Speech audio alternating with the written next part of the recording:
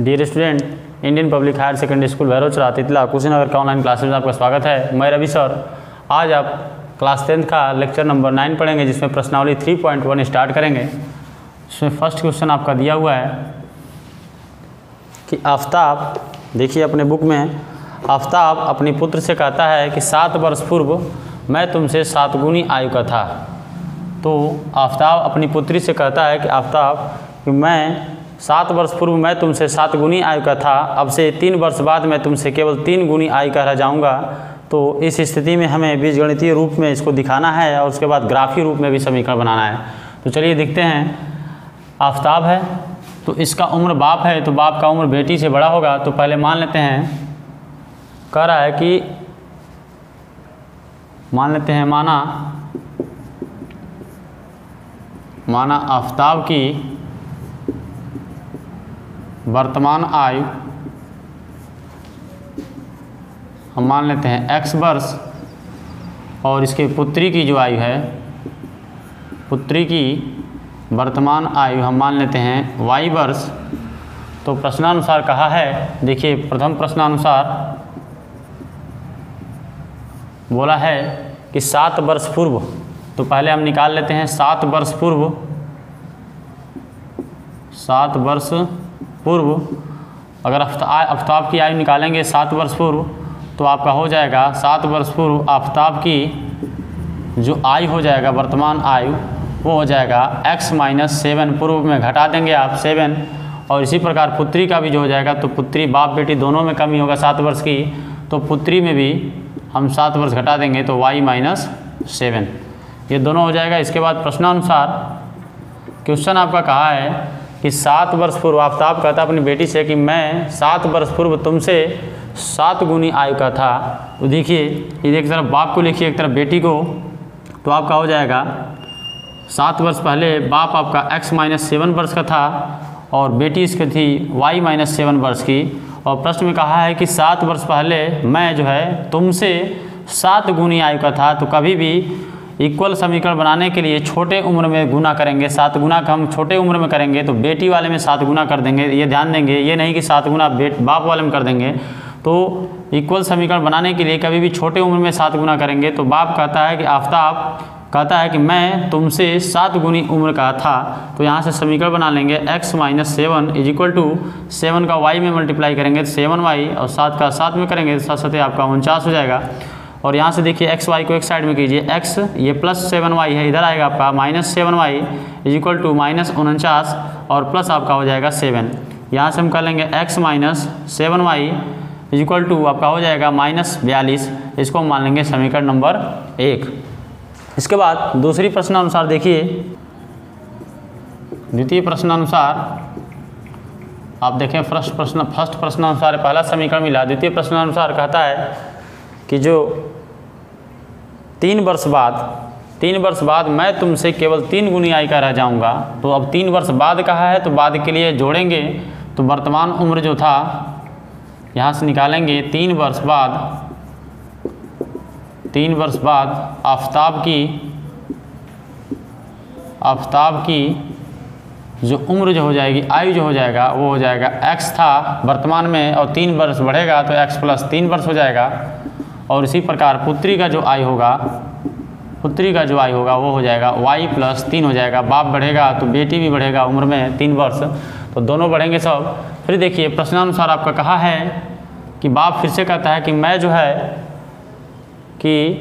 मैं 3 वर्ष बाद मैं तुमसे केवल 3 गुनी आयु का रह जाऊंगा। तो एक तरफ बाप की उम्र लिखिए आफताब की, तो x+3 हो जाएगा एक तरफ, और एक तरफ बेटी लिखिए 3 वर्ष बाद, तो y+3 कह रहा है कि मैं जो है तुमसे 3 गुना रह जाऊंगा 3 वर्ष बाद।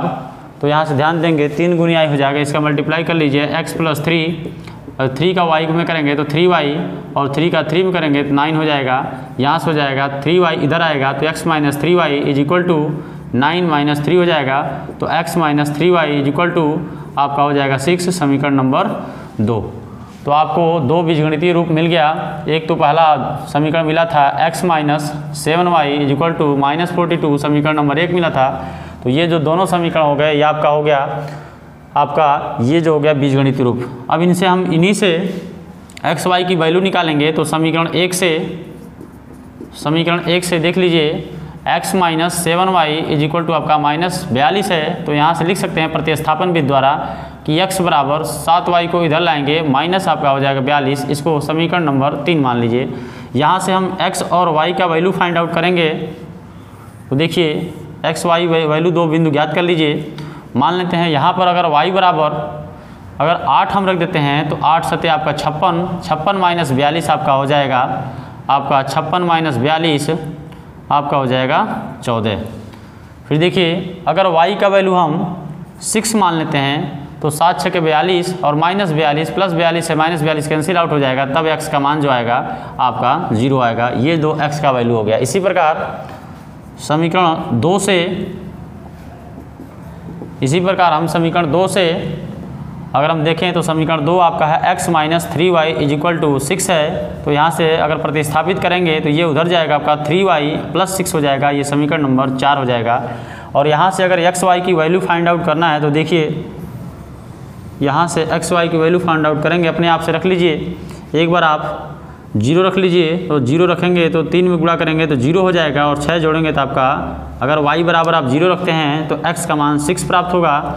और यदि हम इसका मान 2 मान लेते हैं तो 3 दूना आपका 6 हो जाएगा, और 6 6 12 हो जाएगा, तो x का मान हो जाएगा 12। चलिए आगे देखते हैं। बोला है कि इन x और y बिंदुओं की सहायता से ग्राफ बनाइए। तो देखिए ग्राफ बनाने के लिए सबसे पहले आप x अक्ष खींच लीजिए, इसको बोलते हैं x अक्ष, और ये हो जाएगा आपका y अक्ष हो जाएगा। ग्राफ खींचने के बाद आप देखिए इसमें वैल्यू मैक्सिमम वैल्यू कितना है, 14 तक है। तो आप 5 5 का पेयर बना लीजिए, चाहे 10 10 का 10 हो जाएगा, 20 हो जाएगा, 30 हो जाएगा, यहाँ 40 हो जाएगा, और यहाँ पर भी उसी का बना लीजिए, 10 हो जाएगा, 20 हो जाएगा, 30 हो जाएगा, और यहाँ 40 हो जाएगा। यहाँ से देखिए आपका मूल बिंदु होता है जहाँ पे x अक्ष और y अक्ष काटता है, उसका मूल बिंदु होता है। और मूल बिंदु का निर्देशांक आप जानते होंगे 0 0 होता है। x को भुज बोलते हैं और y को कोटि बोलते हैं। तो ध्यान देंगे यहाँ पर जो आपको वैल्यू है इसकी सहायता से देखिए कितना निर्देशांक होगा। ये 14 और 8 होगा एक निर्देशांक, और यहाँ एक 0 और 6 होगा दूसरा निर्देशांक। यहाँ इसकी सहायता से निर्देशांक देखिए 6 और 0 होगा पहला निर्देशांक, और 12 और 2 होगा दूसरा निर्देशांक। इन दोनों निर्देशांकों को संख्या रेखा पर दिखाना है। तो चलिए पहले देखते हैं 14 और 8 को देखते हैं। 14 का मतलब हो गया x की वैल्यू, और 8 का मतलब हो गया y की वैल्यू। 14 x अक्ष पर जाएगा और y जो है 8 जो है y अक्ष पर जाएगा। तो देखिए 14 हमें रिप्रेजेंट करना है, तो 14 के लिए x अक्ष पर चलिए ये 10 होगा, और इससे आगे 4 जाना है तो 4 मान लीजिए संभवतः यहाँ तक आएगा 14। आप ग्राफ खरीदेंगे तो ग्राफ में आपको जो है नियमित रूप से आपको ग्राफ मिलेगा, उसमें आसानी से आप बना लेंगे। तो आप इसे ग्राफ खरीद कर उसमें बनाइएगा। तो x अक्ष पर हमने 14 चल दिया, y अक्ष पर 8 चलना है। तो देखिए y अक्ष का मतलब ऊपर होता है या तो नीचे होता है, प्लस रहेगा तो ऊपर और माइनस रहेगा तो नीचे। तो प्लस 8 है आपका, तो यहाँ 10 के संभवतः नीचे हो जाएगा। तो यहाँ पर एक बिंदु प्राप्त हुआ 14 और 8, एक बिंदु हो गया। x अक्ष पर हमने 14 चला और y अक्ष पर हमने 8 चला, 10 के नीचे होगा, तो यहाँ पर बिंदु प्राप्त हो गया 1 14 और 8। इसी प्रकार 0 और 6 चलना है, तो x अक्ष पर 0 चलना है, y अक्ष पर 6 चलना है। तो x अक्ष पर 0 चलिए, x अक्ष पर अगर 0 चलेंगे तो यहाँ पर आपका 0 यहीं पर होगा। y अक्ष पर 6 चलेंगे तो आपका संभवतः ये बिंदु जो होगा 5 से 6 आपका यहाँ मिलेगा, ये हो जाएगा 0 और 6। ये दोनों निर्देशांक हमने कर दिया। इसके बाद दूसरी रेखा से हम जब निकालेंगे तो 6 और 0 निकालेंगे, तो इसको x पर इसको y पर।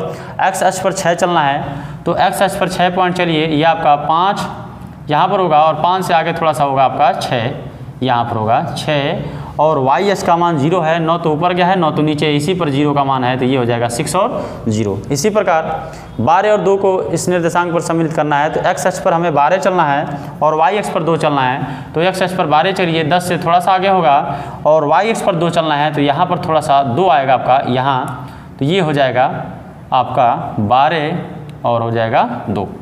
इन निर्देशांकों को स्केल की सहायता से आप स्केल की सहायता से खींचेंगे, तो देखिए आप स्केल की सहायता से खींचिएगा निर्देशांकों को। एक बिंदु आपका यहाँ था, इसको मान लेते हैं A, इसको मान लेते हैं B, इसको मान लेते हैं C, और इस बिंदु को मान लेते हैं D। और जब इन निर्देशांकों को आप सीधा सीधा स्केल की सहायता से खींचेंगे तो ये जो दो बिंदु हैं कहीं न कहीं एक दूसरे को क्या करेंगे, प्रतिच्छेदित करेंगे, एक ही स्थान पर प्रतिच्छेदित करेंगे।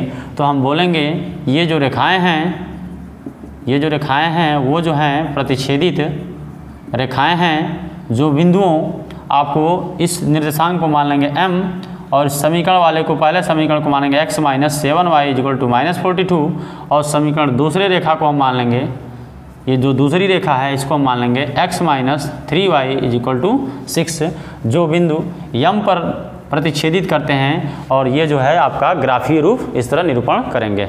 धन्यवाद।